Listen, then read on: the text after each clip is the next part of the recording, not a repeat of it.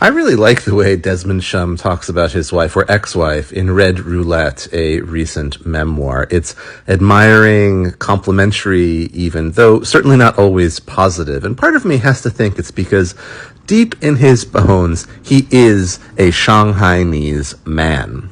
Many of you, however, might not like her or him or what they both stand for. This is a catalogue of life at the plutocratic pinnacle of Chinese society and its red aristocracy, and in particular, its wider circle of enablers, which included the Shums.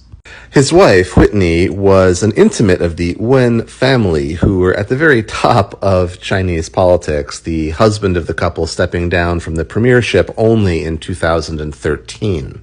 By them, with them, for them, because of them, the Shums made hundreds of millions of dollars across many projects, including building out the Beijing airport.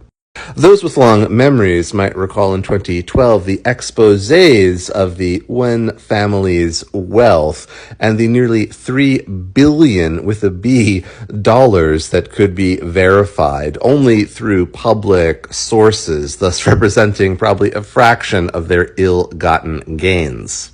That was primarily the New York Times. The same year, in fact, Bloomberg documented almost $500 million that Xi Jinping and family had pillaged from the country as well. But in this book, Shum reveals in some detail one of the single largest transactions, the acquisition and then sale of shares in the Ping An insurance company that netted him and his wife, together with the Wen's, $600 million in one go. It is a fascinating, fast, and actually fun read, even with some serious subject matter. The whole thing is framed around his wife's disappearance and apparent detention in 2017. It would be 6 years before she would be seen again briefly in 2023.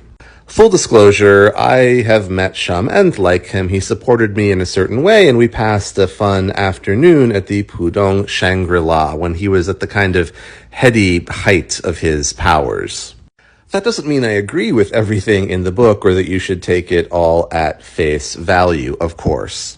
You might read and reflect, though, on his discussions of corruption, a defense of it, what he thinks it means, and what he thought he was doing as part of this entire system. Most moving and strange, at least to me, is a recurrent theme about legacy, about building one and passing it on, especially to his child. That includes, certainly, their vast wealth, but also a quest for meaning and values. He's a seeker, looking everywhere for that, from seminars at the Aspen Institute to informal exchanges with members of the House Rothschild. But if anyone has thought philosophically, practically about perpetuating wealth and inculcating values, of course, that has to be all throughout the Chinese tradition.